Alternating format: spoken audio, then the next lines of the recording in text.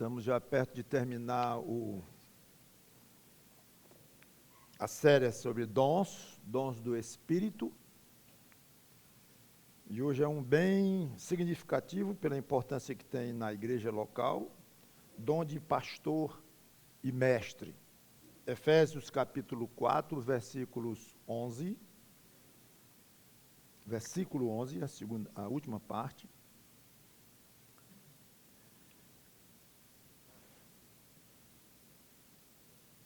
Diz assim o 11, e ele mesmo concedeu uns para apóstolos, já falamos nisso, outros para profetas, falamos também, outros para evangelistas, e outros para pastores e mestres. A ideia é que parece tratar-se de um dom duplo, porque ele estava usando a fórmula outros para. Então, como se fosse, e outros para pastores e outros para mestres. Ele disse outros para pastores e mestres, dando a ideia como se fosse uma espécie de um dom duplo, ou um dom que ele desse, quando dá a alguém o dom do pastor, junto vai o dom de mestre, que de fato não é difícil entender isso, porque está muito coligado uma coisa com a outra. É curioso que o ofício de pastor na igreja, se eu fosse fazer aqui uma experiência, para que vocês sugerissem quantas vezes nós temos no Novo Testamento o nome de pastor substantivo, utilizado para o pastor de uma igreja, acho que vocês iam se admirar. Uma vez, que é aqui. Só aqui. E mais um, como verbo, lá em 1 Pedro 5, de 1 a 4, que é bom irmos até lá.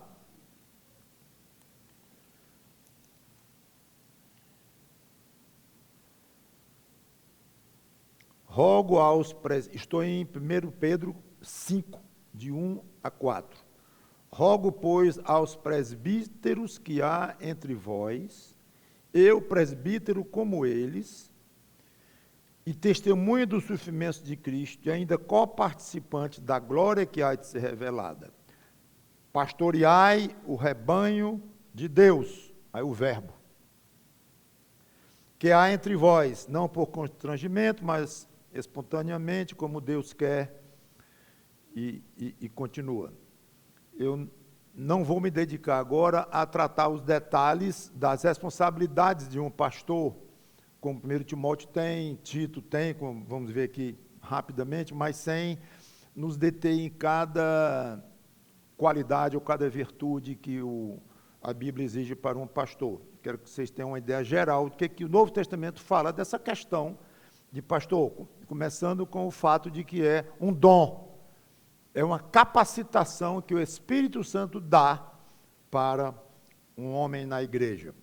E também não vou entrar na polêmica, que não deve ser nem polêmica, da questão de mulher pastora. Não vou entrar nisso, digo que não deve ser nem polêmica, porque é tão claro que só mesmo o diabo para entrar com esse tipo de dúvida e se tornar algo gigantesco, como está hoje no meio evangélico, algo grave, seríssimo, mas que tem sido assim em outras áreas também da igreja, questão de gêneros e cor desse tipo, não é nem para estar sendo cogitado, mas faz parte dos tempos que nós estamos vivendo. Mas não vou entrar nisso. Então, o pastor é homem, de acordo com a Bíblia, Novo Testamento.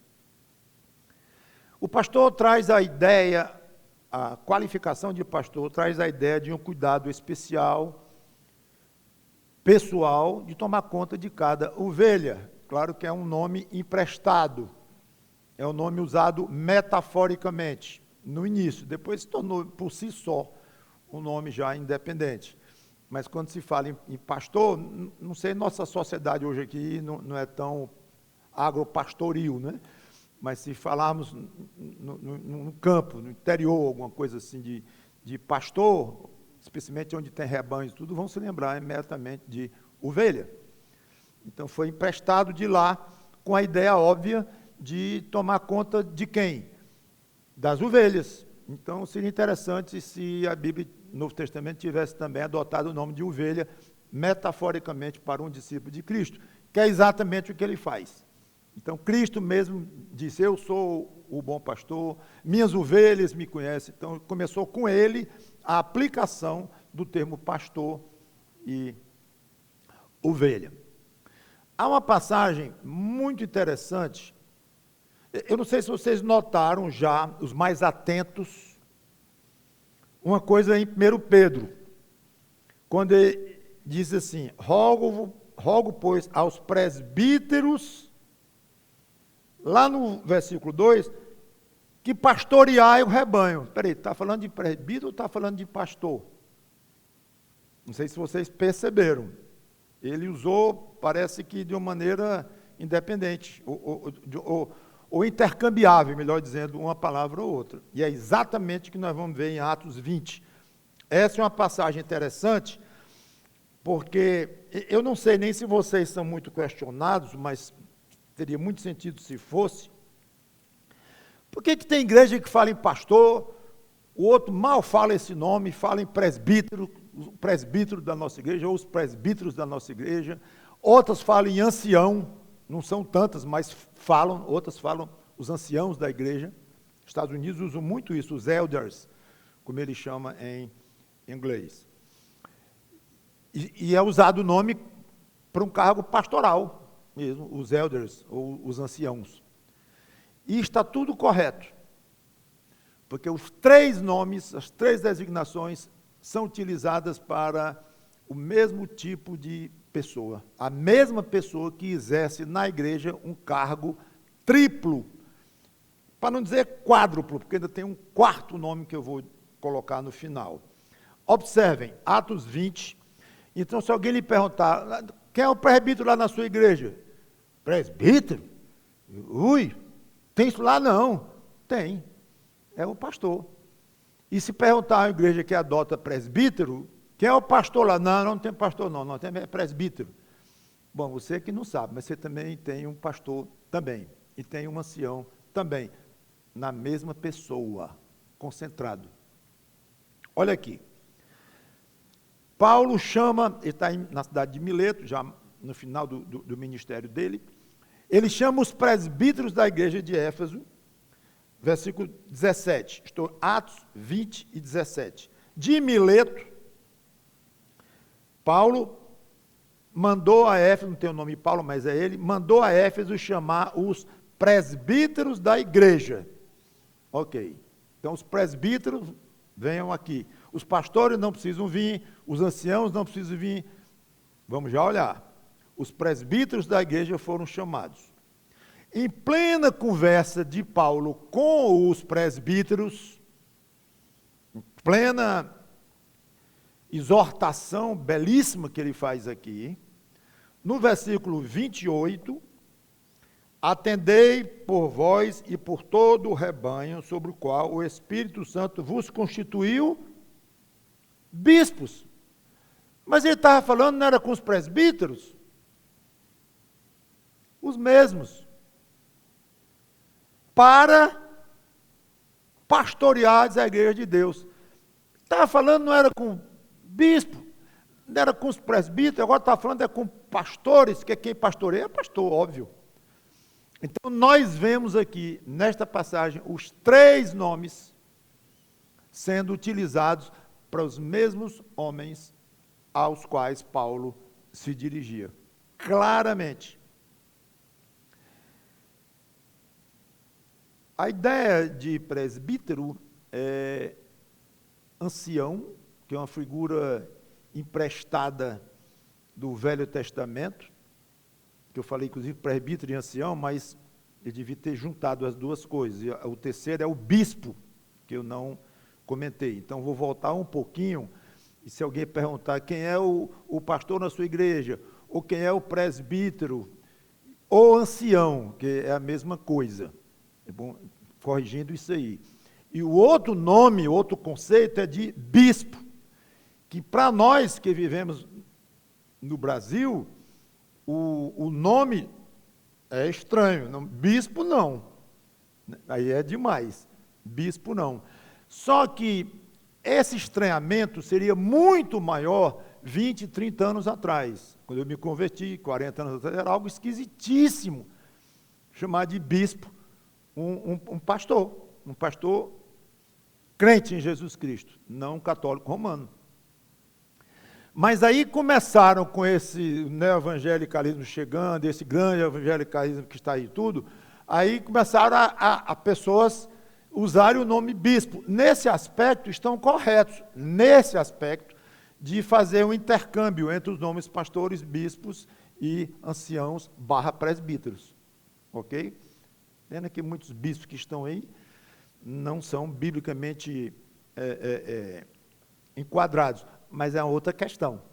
Mas o nome bispo, para usar para um pastor, é correto, é bíblico, mas eu não pretendo que vocês me chamem de bispo.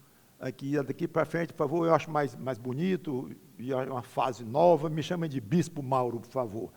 Por favor, não chamem. Mas se um dia alguém chegar aqui dizendo, o senhor que é o bispo desta igreja, neotestamentariamente eu tenho que dizer, sou. Entende? É a mesma coisa. Isso é importante vocês saberem, para não ficarem voando. E alguém perguntar a vocês que história é essa, de 3 nomes diferentes, com 3 tipos de líderes diferentes. Não, é um só, com qualificações. Aí vem presbítero, a ideia de ancião. É uma figura emprestada do Velho Testamento. Usava muito isso. Homens experientes, maduros, não obrigatoriamente velhos. Geralmente, quem tem mais experiência, automaticamente tem mais idade. Então, se associa a ideia de ancião, ou da época de presbítero, com idade. Mas não era o principal da ideia do nome presbítero ou ancião. A ideia era sabedoria, maturidade, experiência. Você pode pegar um homem velho e não ter sabedoria, ter pouca experiência naquilo, não ter habilidade, e não seria considerado tecnicamente um ancião, no sentido de idade. Mas no sentido como o Velho Testamento, já o Velho Testamento usava de ancião como ancião de Israel, não seria. Mesmo velho, não seria, porque não tinha habilidade, sabedoria suficiente. E poderia pegar alguém relativamente novo, mas que aparecesse, sim, com grande sabedoria e com experiência, pelo menos adquirida rapidamente, com a sua pouca idade, poderia ser chamado de ancião também. Ok? Então, a ideia mais ou menos é esta. Muito bem. E são pessoas atuantes na administração e nos rumos da comunidade.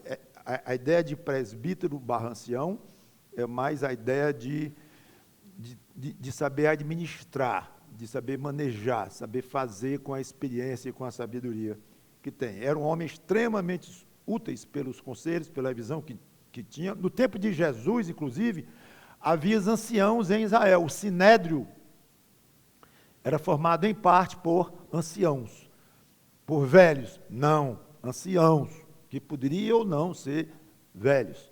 Ok? Mas é importante essa colocação para não pensar, então, que há um limite de idade para cima, só pode ser pastor quando for um velho ou um ancião, no sentido técnico da idade e tal. Não, não tem nada disto. Ok?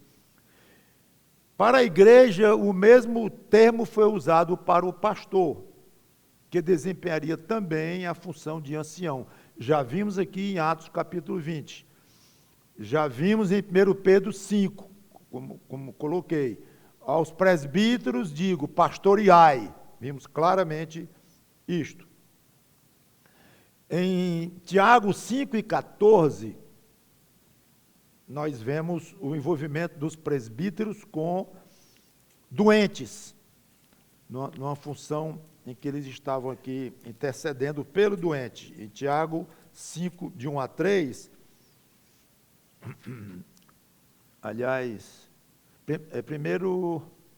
Tiago 5, 14, não de 1 a 3, 5, 14. está alguém entre vós doente? Chame os presbíteros da igreja.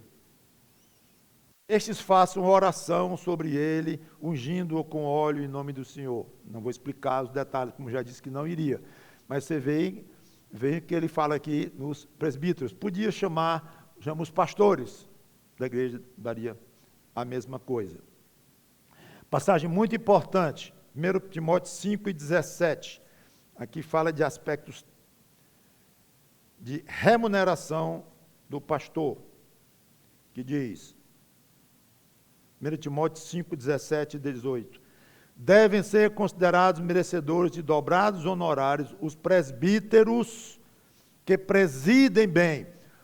A associação do termo presbítero com presidir dá exatamente a ideia que, quando fala em presbítero, com experiência e tudo, é a ideia de administrar, de tomar conta da organização. Essa que é a ideia. Só que, observem, presidem bem, com especialidade, os que se afadigam na palavra e no ensino. Ou seja, presbíteros cuidando bem e pregando, estudando bastante e pregando. Pois a Escritura declara, não amordaças o boi quando pisa o trigo, e ainda o trabalhador é digno do seu salário. Então, vemos as duas coisas aqui paralelas, superintender, presidir, e a parte de se afadigar na palavra. A ideia é de ficar cansado, leva a pregação, o ensino a sério, a ponto de exaustão, de ficar muito cansado de estudar para preparar e tudo. Aí Paulo chama a atenção disto aí. Mas observem a ideia do presbítero estudando e pregando. Voltando a Atos 20 e 28, vamos ao bispo. Supervisor, superintendente, também a ideia de administração já não tão ligada com a ideia de sabedoria, de tato, de habilidade que se prevê, que se procura no ancião. Mas a ideia aqui bem prática, mas também se confunde com os outros rapidamente. Em 1 Timóteo capítulo 3, versículo 1, passagem clássica que descreve as qualificações para os pastores. Curioso é que se chegar lá, esse pastor aqui não fala de pastor não. Fiel é a palavra. Se alguém aspira ao pastorado, não. Ao episcopado, excelente obra almeja. É necessário, portanto, que o bispo seja repreensível, tá? Aí vão as exigências para o presbítero, que também é o pastor, que também é o ancião.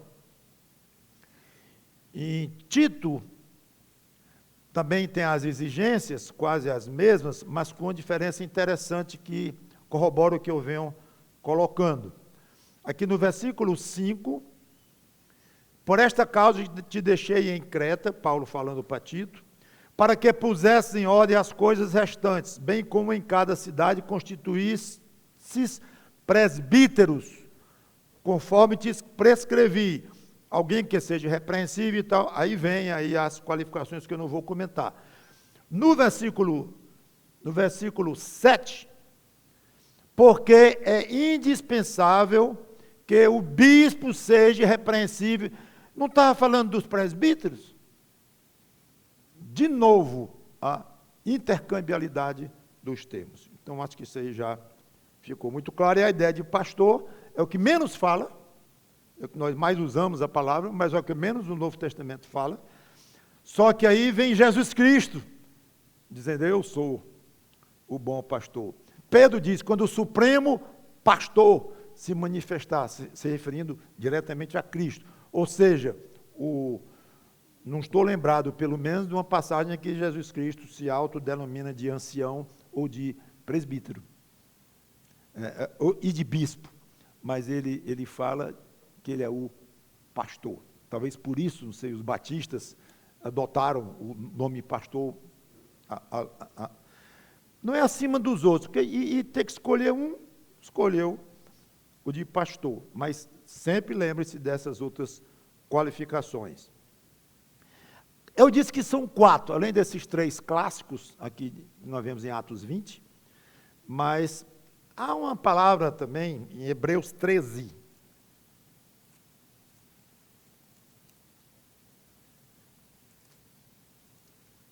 É uma terceira qualificação que chama aqui. Hebreus 13. Guia.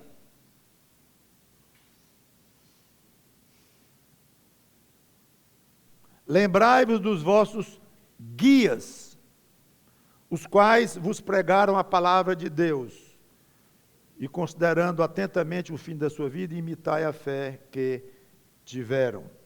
No grego significa conduzir, ir adiante, comandar, ter autoridade sobre. Tirei de um dicionário. Então, observem que os guias pregavam. Então, já a ideia do pastoreio, do pregador, do mestre, como falei que era um dom duplo, pastores e mestres. Então, no versículo 7, se lembrem dos vossos guias que vos pregaram a palavra. Da ideia que está falando de alguém no passado, ou passado muito recente, ou passado mais remoto, não sei. No 17, obedecei aos vossos guias, agora falando dos presentes, e sede submissos para com eles. Aí dá uma responsabilidade adicional para um pastor / presbítero / bispo. Velam por vossa alma. É mais uma responsabilidade do pastor, do guia. Pois velam por vossa alma, prestam atenção, vigiam a vossa alma. Muito, muito bonito, isso pesa como chumbo nos ombros de um pastor. É essa frasezinha aqui. Velam por vossa alma, como quem deve prestar contas. Aqui pesa mais ainda, quase apavora. Para que façam isto com alegria e não gemendo, porque isso não aproveita a vós outros. Então, é muito, muito importante um pastor entender que faz parte da sua obrigação velar, vigiar, prestar atenção à situação pessoal de cada um, espiritualmente, especialmente a parte espiritual. E óbvio que manda a questão, em contrapartida, é ser submissa aos pastores, a igreja precisa ser submissa aos pastores. E aqui é uma das passagens que fez com que o cristianismo, quando se desenvolveu, alguns grupos colocavam um peso muito grande em cima deste tipo de ordem, sede submissas. Então, o pastor manda. O que o pastor disser, a igreja faz. Tem que fazer. Outras passagens dizem que a igreja se reuniu, até com apóstolos presentes, e votaram assim, votaram assado, resolveram isso, e a igreja se pronunciou. Então, tem grupos que colocam mais peso em cima da assembleia, da igreja reunida, ter autoridade. Óbvio que vem a pergunta, existe uma tensão aí, existem 2 polos. Então, o Novo Testamento parece dar muita autoridade ao pastor, se não total, enquanto pelo menos estiver com a Bíblia com base nas Escrituras, e por outro dá muita autoridade à Assembleia, a ponto da Assembleia se reunir e votar e decidir, e com base nisso, lá em Jerusalém, com Pedro presente inclusive, fizeram uma carta para os gentios e tal, algo baseado no conselho de apóstolos, mas que foi aprovado pela igreja. Então fica essa tensão. quando nós, às vezes, tem certas denominações, certos movimentos que vão para o lado do pastor forte, muito forte.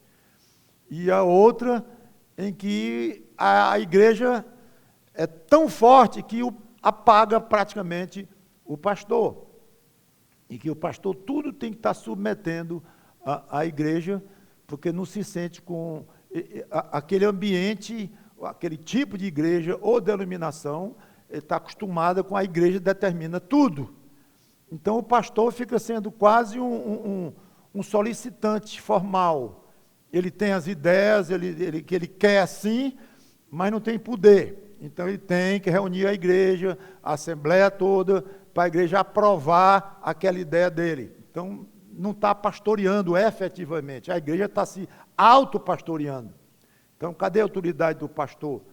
Isso é muito complicado, para dizer insolúvel. Então o Espírito Santo quis deixar assim, quis deixar essa tensão entre uma coisa e outra. Aí cada pastor tem a sua ideia, cada igreja, cada denominação, e cada um vai seguindo. Mas é muito complicado isso. Inclusive, um dos grandes dificuldades que eu considero pastorear é exatamente essa: qual é o limite? Né? Qual é a hora? Dá muito poder a um conselho, para o conselho chegar e resolver. O pastor quer fazer assim, o conselho ser um, diz não. Opa! Quem está pastoreando aqui? O conselho está pastoreando o pastor? É o pastor que está pastoreando o conselho e a igreja. Então, quando é a hora de submeter a um grupo de diáconos, por exemplo, é esquisito isso. Por outro lado, abole o grupo diaconal como diáconos, nesse sentido, de ajudarem o pastor a tomar decisões e tudo, só que talvez não seja tanto decisão, mas o trabalho do pastor. Mas e o outro conselho, a parte administrativa e tudo, até que ponto? Já conversei com pastores que ele disse, eu passei anos lutando para conseguir verba, e o conselho me liberasse verba para eu pintar a fachada da igreja. Eu disse, você está brincando. Foi anos, pedindo um dinheirinho para o conselho liberar, a fachada da igreja estava feia, a pintura, precisava de pintura, e eu não conseguia verba. Tá bom, só fiz ouvir, rir, e não estou criticando, porque eu conheço esse problema, este tipo de problema. Então, qual é o limite? De chegar e dizer assim, é assim e eu estou comunicando que é, porque eu sou pastor e vocês me obedeçam. Pronto. Não seria com essa atitude, talvez, parecendo arrogância, mas é uma autoridade que a Bíblia dá. Então, a gente procura ir pelo meio do caminho. A gente que digo, eu procuro ir pelo meio do caminho. Sempre fiz isso, ouço muito os líderes da igreja, gosto de ouvir, mas nunca eu quero me sentir um conselho acima da minha autoridade, nunca. De chegar e dizer assim, não, assim, assado, não. Se eu quiser, vai. Pelo menos para a assembleia, e às vezes nem para a assembleia. A maior parte das coisas a gente traz para a assembleia as coisas mais importantes, e eu acho que está correto. Eu acho que esse equilíbrio é bom, até para evitar ditadores mesmo, pastores que a gente conhece também, que se aposta do cargo e vira um ditador mesmo, faz o que quer, o que não quer, na hora que quer, e acabou, não tem satisfação de ninguém. Errado, creio eu. E um pastor sem poder também está errado. Então, as duas coisas, haja sabedoria do alto e ajuda de Deus, para que se consiga levar. Não é à toa que se vê muitas vezes problema em igreja, confusão, que a Assembleia não aprova o que o pastor quer, e tem choque da Assembleia com o pastor, choque de grupos com o pastor. É isso. É questão da habilidade, do jeito, da humildade misturada com a autoridade. Tem a hora de ser eu ia dizer, tem hora de ser humilde e tem hora de ser autoritário. Seria uma má colocação que eu ia fazer. Porque uma autoridade não deixa de ser humilde quando exerce autoridade. Quando um juiz diz assim, prende, ele está deixando de ser humilde, ou sendo ou deixando de ser, não é o assunto. Quando um rei aceita que as pessoas façam uma menção diante dele, e exige isso, é um rei arrogante. Não obrigatoriamente. Pessoalmente, ele pode ser uma pessoa humilde, mas o cargo dele exige aquilo, ele está no direito daquilo. Então, isso é muito complicado, essa questão, porque é autoridade, porque usa autoridade, então não é humilde. Pensa em Jesus Cristo. eu sou manso e humilde de coração. Toda a autoridade me foi dada no céu e na terra. Pronto, agora diga. Cadê a humildade dele? Não tem nada a ver com a outra. Humildade é sentimento interno. Já estou pregando sobre outra coisa. Eu quero encerrar. Quantos pastores deve haver na igreja? Não há número definido. O Novo Testamento deixa completamente em aberto. Em Éfeso havia vários, né, que Paulo chamou os presbíteros, pastores, bispos da igreja lá de Éfeso. Então, tinha vários. E em cartas também a gente vê aos presbíteros, aos bispos da igreja e tal. Em suma, o cargo de pastor e bispo e presbítero inclui várias responsabilidades. Resumindo bem, tomar conta de cada ovelha pertencente àquele rebanho, velando por ela. Ideia do pastor e do guia. Ter sabedoria de ancião para orientar, dar o rumo, aconselhar. E também dirigir de alguma forma. Ancião. Superintender, comandar, dirigir a igreja. Ideia do bispo. Supervisionar. Bispo é ideia de supervisão. Então, o trecho diz que Deus dotou pessoas na igreja com dons para edificarem os crentes. O pastor, bispo, presbítero é um dom que o Espírito Santo dá, e esse dom, evidentemente, é pouco distribuído, porque entre dezenas de homens, talvez centenas, há um, dois, nenhum, poucos, com o dom de pastor. Então, obviamente, é um dom que o Espírito Santo, ele é mais... Ele escolhe de uma maneira mais eletiva a quem ele vai dar o dom.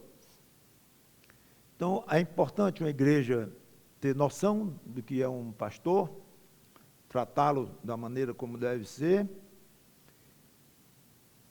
orar por eles, ajudá-los também. Hoje nós temos um pastor presidente e um pastor auxiliar. Essa ideia de presidente, auxiliar, titular, tudo são providências de cada igreja. Você não vê no Novo Testamento. Você vê no Novo Testamento sobre pastor, é isso aqui. Que eu dei hoje um resumo bem concentrado. É isso aqui. Então, a ideia de titular, de presidente, dois pastores com o mesmo poder, ou um com tanto, outro com tal, isso fica a cargo de cada igreja. É muito livre cada igreja para fazer isso. A igreja de pastor auxiliar, que toma conta de uma área da igreja somente, não da outra e tudo. Tudo é criação da própria igreja, à medida que acha que é conveniente e é necessário. Depois muda se quiser, muda o estatuto, muda, tem nada, questão de certo ou errado aí. O importante é ter um ou mais pastores, bispos e presbíteros. E quero encerrar dizendo que nós devemos estar prontos como igreja para reconhecer irmãos que tenham esse dom entre os homens da igreja. Treinar esses homens para a função pastoral, exercerem o dom de pastor na própria igreja ou em outras igrejas, claro, para onde Deus queira mandá-los. Esse treinamento provavelmente vai incluir um seminário, e grande parte faz parte, digo, estuda num seminário, recebe uma graduação no seminário, onde ele é altamente treinado, de uma maneira bem focada durante alguns 3, 4, 5 anos, ou até mais, e isso inclui, não obrigatoriamente, né, para ser pastor também, isso é outra coisa que nós criamos, nós digo, os crentes, as igrejas ao longo do cristianismo, não diz em lugar nenhum que o pastor deve estudar isso, deve estudar aquilo, deve fazer em seminário, deve ser mestrado, deve ser PhD, isso não há nenhuma exigência. A exigência é as que estão lá em 1 Timóteo 3 e Tito 3, em outras passagens, que eu nem entrei, mas são qualificações morais e de conhecimento bíblico. E aí eu não vou desenvolver isso aí, mas não é obrigado a estudar em seminário, eu próprio nunca estudei. mas não é algo que eu me gabo, muito pelo contrário, sinto muita falta, mas as circunstâncias não me permitiram, mas eu sinto falta de não ter estudado em seminário, teria sido excelente fazer um belo curso. Eu ensaiei para o Cariri, não deu certo, ensaiei para os Estados Unidos, não deu certo. Então, olhando para trás, eu vejo claramente que Deus não aprovou. Não, toque aí, vai estudando de madrugada em casa, antes de sair para trabalhar lá na construtora, ou vender os seus aviões aí, mas estude em casa mesmo e vá tocando, e foi o que eu fiz. Estabeleci uma biblioteca e comecei a estudar de uma maneira muito, muito séria. Mas não fiz seminário. Mas isso não é o que eu aconselho. Não, para alguém que pode ir, tenha condições de ir, vá, que é espetacular. O que não pode é uma igreja deixar alguém com dom de pastor sentado num banco e não reconhecer. Aí nós temos essa responsabilidade. Claro que ele vai também se pronunciar, ele vai se evidenciar e vai falar que tem vontade, é óbvio, né? Mas é uma coisa mútua, viu, gente? É uma coisa mútua. Eu acho que também eu ficaria feliz em ouvir algum dia chegar um irmão para mim dizer: pastor, o senhor já notou fulano? Fulano, em que aspecto? Pensa em tentar orientá-lo para um seminário, para ele se entregar mesmo a um pastoreio, coisa assim. Seria muito, muito legal eu ouvir isso de alguém entre vocês me apontar. E eu próprio, óbvio, devo estar, mais do que qualquer um, muito ligado nisso. E se você tem essa vontade, sente que de alguma maneira tem esse dom, está desconfiando que tem esse dom, está inclinado para pensar, cada vez pensa mais em seminário e tudo, fale comigo, que a gente conversa e orienta. E a igreja, é importante esse aspecto da igreja reconhecer como igreja. Lá em muitos seminários, acho que a maioria deles, eles só aceitam o estudante quando vem recomendado pela igreja. Se a igreja não recomendar, não aceita. Curioso, a igreja mesmo. Então, é um aspecto importante. E é bom dizer também que tem muitas mulheres em seminários, missionárias e escritoras, estudiosas das escrituras, e às vezes esposas de pastores. É comum a gente ver uma moça estudando no seminário, conhece um rapaz estudando no seminário, se casam, os dois, ele se torna pastor, e ela muito bem equipada, muito bem preparada para exercer, então, a dificílima tarefa de esposa de pastor, e pode ajudar muito na igreja também, biblicamente falando, dando aulas para senhoras, para moças, para crianças e tudo, e não para homens, que o Novo Testamento não permite, mas é muito, muito importante esse aspecto de irmãs missionárias e que estudam em seminário, vão fundo nas escrituras, como eu disse, algumas se tornam escritoras e palestrantes, no sentido mais geral, não de uma pregação. Então, a mulher tem, não é porque a mulher não pode ser pastora, neotestamentariamente falando, mas eu não tirei a pregação para falar deste aspecto, né? Mas eu preciso lembrar isso, que uma moça, uma senhora pode resolver, em qualquer momento, adentrar mais, muito mais, na sua missão cristã, se dedicar de uma maneira plena, total. Tem biografias de missionárias que passaram a vida toda dedicadas ao trabalho de Deus, ao evangelismo, tudo vidas belíssimas, ok? Não precisa estar num púlpito pregando como um pastor. Vamos orar.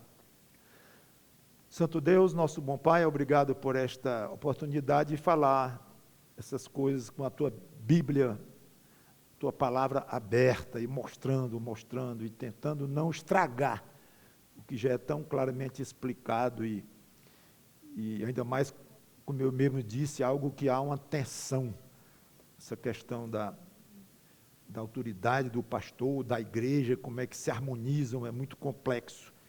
Mas o Teu Espírito Santo está disposto a ajudar quem quer ajuda e dar sabedoria a quem pede. E nunca permitir, sendo da vontade dEle, que uma igreja entre em desarmonia, ou briga, ou divisão, ou coisa desse tipo, por causa de problemas de pastor com as suas ovelhas. Obrigado pela paz nesta igreja, continua conosco. E levanta pastores em nosso meio, Senhor. Meninos, garotos, rapazes, homens solteiros, homens casados, por que não? Mexe nos corações e suscita pastores aqui em nosso meio para que nós possamos ter o privilégio de reconhecer, apoiar, enviá-los para seminários e coisas assim. Em nome do Senhor Jesus Cristo, te pedimos e agradecemos. Amém.